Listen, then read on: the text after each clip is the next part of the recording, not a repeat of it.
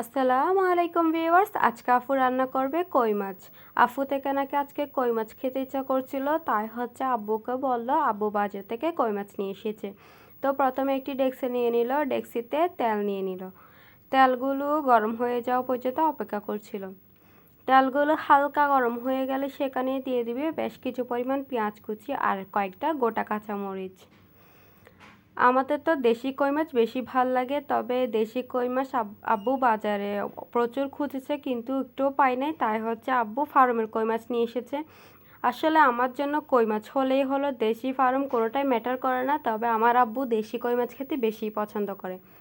আর দেশি কই মাছগুলো গোটা রান্না করা হয়, যেহেতু ছোট ছোট হয় তাই ওগুলো কিন্তু খেতে অনেক মজা লাগে, তবে আমার কাছে ফার্মের কই মাছও ভালোই লাগে।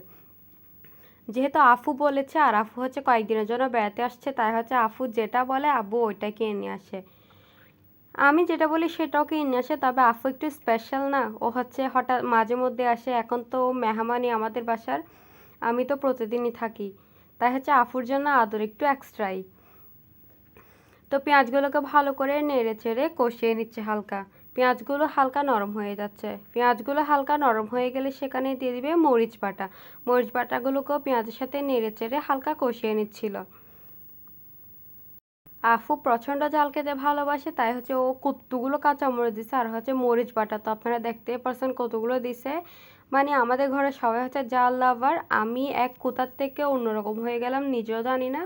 মানে আমি একদমই ঝাল খেতে পারি না, জাল লাভার তো দূরের কথা, একটুখানি ঝালও খেতে পারি না।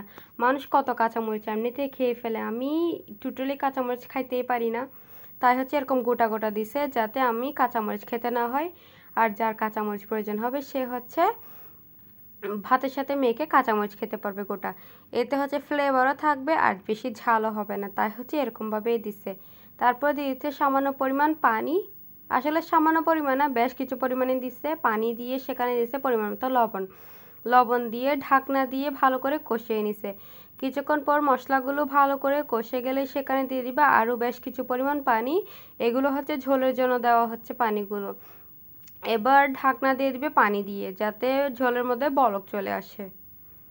কিছুক্ষণ পর ঝোলের মধ্যে বলক চলে আসলে সেখানে দিয়ে দিবে কই মাছগুলোকে, যেহেতু প্রচুর বড় ছিল তাই কই মাছগুলোকে 2 ভাগ করে দিছে। তবে আমার কিন্তু গোটা কই মাছ খেতে বেশি ভাল লাগে, ছোট হলে কিন্তু গোটাই দিয়ে দিত। কয়েকটা ছোট ছিল ওগুলো গোটা দিয়ে দিছে, যেগুলো বেশি বড় ওগুলো 2 ভাগ করে দিছে। দেখেন কত বড়, আর মাশাল্লাহ মাশাল্লাহ অনেক বড়। তো ওগুলোকে ভালো করে নেড়ে চেড়ে নিচ্ছে। আফু আর আম্মু দুইজনেই প্রায় আলাদা রকমভাবেই রান্না করে। আম্মু হলে আগে এগুলোকে লবণ দিয়ে ভালো করে ম্যারিনেট করে নিত, আফু কিন্তু লবণ দিয়ে ম্যারিনেট করে নাই।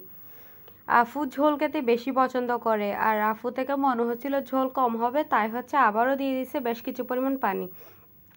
পানি দিয়ে ঢাকনা দিয়ে কিছুক্ষণ নেড়ে চেড়ে নিছিল। আর হ্যাঁ, কই মাছগুলোতে কিন্তু ডিমও হয়েছিল, আফু ডিমগুলোও কই মাছের ভিতর দিয়ে দিছে। আমাদের কিন্তু ডিম এভাবেই খেতে ভাল লাগে, অনেকে কিন্তু আলাদাভাবে ডিম রান্না করে খায়, তবে মাছের মধ্যে ডিম দিয়ে দিলে কিন্তু খেতে বেশি ভাল লাগে। দেখেন উপর দিয়ে তেল বেশি উঠেছে, একদম ডিম মাছ সব কিছু সিদ্ধ হয়ে গেছে। আমরা লবণও টেস্ট করেছিলাম, লবণও পারফেক্ট ছিল। সব কিছু রেডি হয়ে গেছে, তাই উপর থেকে ধনেপাতা কুচি ছিটিয়ে দিয়ে নামিয়ে নিব। আল্লাহ হাফেজ।